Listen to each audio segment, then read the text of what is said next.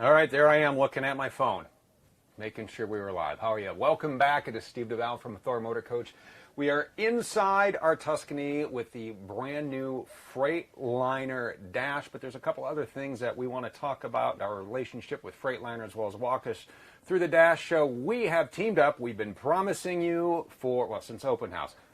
Joe Snyder is here with us this morning from Freightliner. Joe, thanks for being with us. Hey, I appreciate it. glad to be and here. I appreciate your time in walking through. And before we get into the Dash, let's talk about our relationship that we have, because it works out really well. We use exclusively Freightliner products on our diesels. And let's talk a little bit about what Freightliner really helps us do, especially when it comes to building our Atlas foundation, because you start at the bottom. It's you guys right. that are possible make this start. No doubt.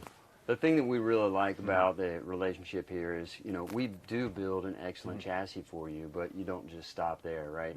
Every house needs a great foundation, and there's no great way to marry those together without a foundation. And so what Thor and Freightliner have done together in building the Atlas foundation has really made for a great home on top, right? So a lot of customers out there in the past, when slide outs were new and coaches were getting heavier, and we put tile in and another air conditioner on top to make it fun and easy to RV, but they got heavier and heavier. So without a foundation, how do you protect the house? And so you think about a lot of manufacturers out there, they'll build a nice pad to put the house and the tile on top of. But if you don't put foundation underneath that pad, how do you hold it steady? How do you keep it, everything working properly, protecting your slide outs, protecting all the amenities that you put in there? And on top of making a solid foundation, a lot of what you do is we like to say, is a rolling earthquake. You have a lot of technology in here to help keep it as smooth as possible. Right. And kind of explain in layman's terms how your V-Ride technology works, because I know that's fairly new, and you guys have made some upgrades over the past 12, 18 months as well. Yeah. So actually, Thor was one of the first companies to utilize V-Ride before it was something that we put on standard. Today, it's something that we put on standard. Again, if it's not married to a foundation, it does not ride the same, because a V-Ride suspension is at the rear drive axle. So if you're at the rear drive axle and you have all this weight in front of it as well, you can control a majority of the weight, but then you're 25 feet ahead of it. Right. That foundation keeps it all steady. V-Ride, in layman's terms, the easiest way to describe it is when you pull out of a driveway in a coach without V-Ride on it, they tend to waddle a little bit. Okay. You're getting a lot of body roll. Coaches, drivers will wait until they settle down, and then once it's settled down, then they will take off. If you take a 45-mile-an-hour ramp from one freeway to another, normally in a coach you'd need to slow down. If you have V-Ride on your coach and a nice Atlas foundation, you can take that 45-mile-an-hour turn and your coach won't lean to the outside. And you had, is it anti-camber bars, or is it struts, or what do you use to make, I guess, the V for the V-Ride technology? So on the top of the bell housing of the rear drive axle are two rods that come out. Now we start out with rods that are pretty normal within that technology. Most axles do have a V-rod coming off the top. But what we've done is in the last 18 months, was created a wider bar that give us another 5% more stability. But the real magic of V-Ride, and this is where people get confused, because our competitors like to say, oh, we have V-Ride because of that V shape. Right. But really, it's underneath the airbags and the trailering arms. So we have a 5-inch transverse beam that goes from side to side on the coach that's crimped and welded to trailering arms. Now that's one solid U-shape, crimped and welded. So you don't get that side-to-side motion. All the other manufacturers out there have a swivel from side to side. That's why they still go like this. Our coaches used to do that. We used that technology back in 1999. We stopped in the year 2000. Yeah, almost 20 years ago now. So 20 years ago we made the switch. That's, really the support and the magic of the ride. I like that. I like that technology. I really like this technology too. This is amazing. When we started using this, and I first saw it back in March. Our first one, we built a Tuscany on, and we took it out to the show in Salt Lake City to RVX, and I fired it up. I said, well, this is amazing. This is top end. And then I got into, well, wait a minute, this does a lot more than just show a few things. There's a lot of bells and whistles and a lot of features. So why don't you kind of walk us through how it works, what it offers, and how people who already have this can utilize it to make their journey safer, and a lot of hands-free technology as well. So I'll let you just kind of take it away and talk to me here about how it all works. Absolutely. Now, just starting a coach up these days, we have a push-to-button start. Our push-to-button start is an option, and it's an option that Thor All right, we're has. just doing a quick thing with Freightliner. Is that all right? That's what happens when you're live, right? Yeah, that's all right. People want to come into it. They're looking on the wanna see the outside, coach. and they'll come in. But all right, I'm sorry. Go right ahead. No, you're fine. But this is an option that Thor has optioned into the coach on this Tuscany. One thing you really need to know about it is customers want safety in a coach. And you can't give enough safety features. And if they know of another safety feature and it's not on there, they're like, why isn't it on every coach? So this is on, this particular steering wheel is on all the 2020 model year chassis. But it's hands-on, heads up on the road, and safety first. And what I mean by that is, even the shifter here, I don't know if you can see that there on the camera, this might be in the way a little bit. But even the shifter is right here. Before today, of course I have to hit that. Start the coach up. Do I have the key in here? Yep. Where's the key? His keys, and they're just, I think it's just his key fobs here. Let's do this. There we go. All right. And once those airbags come up, they'll come up pretty quick. As the air comes up on the coach, you need to at least have 65 PSI in your coach for the air to be up and to work your brakes properly. And as I hit the brakes, of course, that released the air out of the tanks.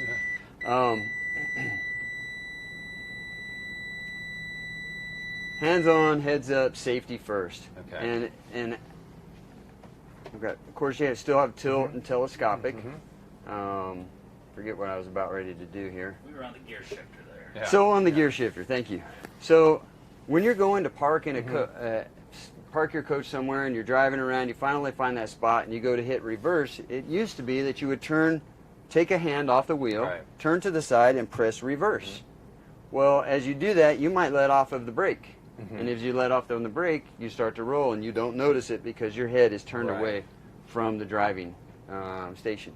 So what we've done is we've moved the push button control into a swivel up here. Now this was designed with Mercedes-Benz user base engineers. Oh, okay. Now it wasn't just Freightliner working with them. Right. They went out for the past 6 years and have been interviewing RV users on how this should work for them. Oh, so there's a lot of market research in there. There's a lot of market research in on this. These are essentially designed by 60 to 80-year-old RVers. Okay. And so when people see this, will people really want this technology? We're saying yes. Yeah.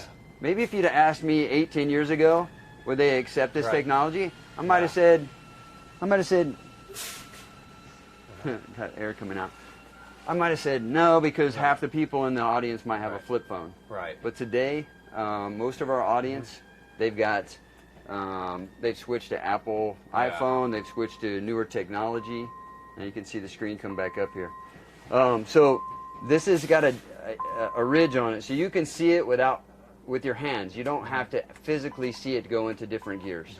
And you can still, so how do you switch in between your gears? So if not you the reverse neutral, but you're right. If I want to put it into fourth gear instead of sixth gear, I can press down on the paddle. Okay. And it puts me into fourth gear. Again, just like the older transmissions, if you try to make it do something that it shouldn't do, it won't do it. It's not going to allow you to let it hurt itself. If you wanted to put it in economy mode, in the past, you'd have to again find the mode button on the side. You're going down the road and find the mode button, light on. When that light was on the mode button, that's when you had fuel economy mode. Well, you can come in. Yeah, we're just talking to Freightliner real quick, but really doesn't tell you whether or not what it is. Like a lot of people wondered, what does the red light on mode mean? And so we'd have to explain it to them. So today, you can walk right through here. when you hit the mode button, right there on the screen, it'll say economy. Right. So you know exactly what mode you're in. Right. When you hit it again, it goes back to performance. So you know exactly, again, what mode you're in. Before it was a mode light, taking your hands off the wheels. This is hands on, heads up, safety first. Also, engine brake and exhaust brake. An exhaust brake would a lot of times be on a wing dash up here or on a wing dash over here. Again, you'd have to take your hand off the wheel to use an exhaust brake. Today with Drive Tech, you can take your hand while it's still on the wheel and click it down and put the exhaust brake on. Nice. Hands on, heads up, safety first. Now, one of the things that I noticed, we had the old VIP Smart Wheel. This kind of upgrades it. It looks like it's taken a lot of the other information and put it up here. So kind of walk us through all the bells and whistles and features that we now get on the wheel. Because you had the little, it was the little like joystick that used to be over to your left to get all of that. Now, is that stuff still up here? Yeah, so the joystick that would have been, again, mounted somewhere on the dash, and if you wanted to change it going down the road, you would again then have to take your hand off the wheel. Today, all of that is right here. Okay. So if I want to look down at gauges, right now I can see trip 1 and trip 2, but if I want to go down to gauges, I can click OK, and it brings up the last 3 gauges that were on the screen. Okay. I can scroll through 5 different screens just by clicking, and it'll change 3 at a time, just by clicking this file folder over here. Okay. If I want to change just one of them, maybe I want to change engine hour meter, I can say, okay, I want to change that to something else. I can make it my turbo. So there's how much, it's like a pyrometer. So right there I can click OK, and now I've changed that, and if I leave that screen up, that's the first screen that's going to come up the next time I'm there. Going back to your home screen, you actually have some things that you can set up for your vehicle configuration. You have fuel economy, vehicle configuration. Now if my lights are on in vehicle configuration, I can change the dash brightness, and so I can click in there and it will change it. Of course, when you turn your lights back off, it goes back to normal. Okay. That setting stays, so when I turn it back on, it was at the setting that I had before. If I go back, I can hit the back button here. You'll notice that it says Bluetooth. We now have Bluetooth capability for your phone. So again, you can answer the phone right here on your steering wheel, just as you would in your car. Okay. And have hands free. Nice. So now, and this is so if you get a new key fob, you compare your key fob to this as well. So the comes with a key fob. This one's kind of attached here. Sure. This key fob can be set up for multiple things. I think currently it's set up to just start the coach and unlock and lock the front door. But there are obviously some other options that come with that. One thing I think the owner should know too is if they get in a situation where it's not connecting, it's not starting, all they need to do, and you probably saw me do this earlier in the video, is push the key into the start button to start it up. Okay. And that'll override loss of air. It'll override maybe even a low battery somewhere. Oh, okay. Yeah. Okay. So that's a really good tip for them. So what else do we have through when you're scrolling through this menu? Let's see. If you need to replace your battery, or if you needed a new fob pairing, you could do that as well. Units, if you're driving up through Canada, you can change obviously to metric. Okay. Going back here. Also diagnostics. Yeah, what's all that about? So I haven't run through all this, but transmission prognostics used to be again on the keypad, and you would have to read a code and go back to a book. Now all of those prognostics are available to you in plain English. So oil level, it used to say OL, OK. Well, now it's telling you your filter status is okay. It tells you how much oil life you have. Your transmission temperature is low, so so that just means it's not up to temperature. When you're checking your transmission status, you definitely want to be up to temperature. Heading back here, system information gives you the latest update that's been on it. And we will be able to put out new updates as time goes on. And so if we feel like there's a need that all customers should have, we'd be able to update this technology. Now, does it update through Bluetooth over the air? Do they take it to their service center? Yeah, currently we've done it an annual service. Okay. Yeah. Okay. Going back to the home here, again, back to fuel economy. The local, nice. Yeah, so this fuel economy currently, it looks like it's about 7 miles per gallon. Okay. That includes all of the idling. And let me just make a little point here to our audience. Right. These are newer engines. Right. These are brand new engines right out of the factory. Yes. Yeah. We actually don't want you to over idle your engine, and a lot of us are used to diesel engines. Mm-hmm. If I own a diesel engine, I feel like, I need to start it for 30 minutes and let it idle for a while before I take off. By the time you get the air up on the coach, or turn your AC on and cool down the coach, or whatever you're trying to do, by the time you do that and take off and get to a freeway, your engine is plenty warm. Okay. Don't waste the fuel on idling 30 minutes for no reason. So how should people break in their engine then? I mean, because they will just, if they don't, what's the proper way in a new coach like this? So a break-in period on an RV is probably a little bit different than a car, right? A car, or even the big trucks, right? Those trucks with this engine take about 45,000 miles to break in. Really? And none of our users are going to really be putting that kind of mileage on a coach. However, your transmission will learn the way you drive. So just drive it the way you normally want to drive it. When you start a new coach up, you're going to notice that it also comes on with a high idle. This is an EPA, partially an EPA regulation. We burn cleaner at a higher idle, and so that's why you're going to see, if you're not used to that, you're used to sitting down below 800. If you see it up to 1200, that's a higher idle, and it's just the way all coaches run today. We'd want you to run it that way anyway if it were cool out or in the beginning of the morning, so just doing it automatically is actually better for the engine. Because it's running at a higher RPM when it's idling, I know on some of the older units you used to hold in the stalk, and then it would set it into a higher idle to bring up the air in the bag. So does this kind of replace that, or do you still have a high idle option on here? You can still run a high idle manually. Okay.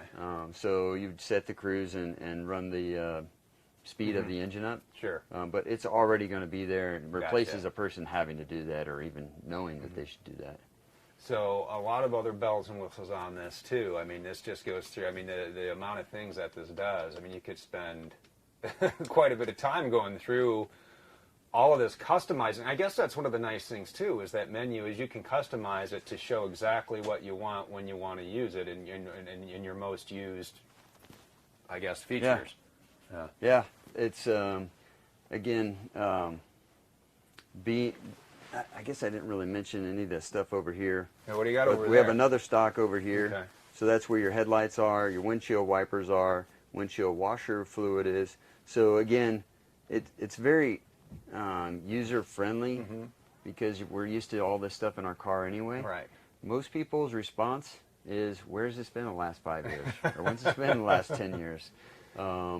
And so we're really proud to have done the right amount of research and to bring it to market like this. And I'll tell you what, you guys did a good job too of utilizing the space. Yeah. Ergonomic space is so important. It is. Having a cup holder that's in front of you, rather than back here behind everything. Well, and it's one of those things like you were saying, is now you can reach and you can grab, and you're keeping your eyes on the road, because really when you're in a 45-foot motorhome and you're in traffic, and I know traffic gets really crazy out here. It's much different than a lot of parts of the Midwest, but when you're out here in a 45-foot motorhome, the last thing you want to do is take your eyes off the road for any amount of time. Right. And it really helps you do that. In a day like today, I don't know if any of you that are watching this have heard of Santa Ana winds, but I've been in California now almost the better part of 20 years. And when the Santa Ana winds kick up, it's not nearly a time that you would want to drive a regular coach. Right. And I wouldn't, even this coach, you probably wouldn't want to be out in 70-mile-an-hour winds or gusts. But I can tell you we've had customers that went out and bought their coaches in Indiana and took delivery in Indiana and drove home in the middle of February and during some pretty windy and cold times out there. They said they never would have attempted it without V-Ride. Yeah. Without having this type of technology in their hands. But I could tell you also the number one reason that again, that's great technology. Right. This is great technology.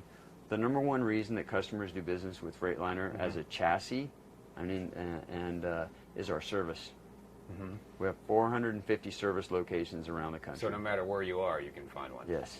And they've done a lot of things to try and make it better, right? So we've encouraged our dealerships to get faster and more efficient, but we've built the infrastructure to do that. We've given them 11 parts distribution centers throughout the U.S. and Canada. So we can deliver, if they don't have the part in stock, or the local dealers don't have it, they can get it from a parts distribution center same day, in most cases, or next day at the latest. Which is nice, so you can get back on the road and get back to where you want to go. Yeah, other manufacturers out, they can't get approval to do their warranty in that amount of time. That's crazy. So it really is a great partnership.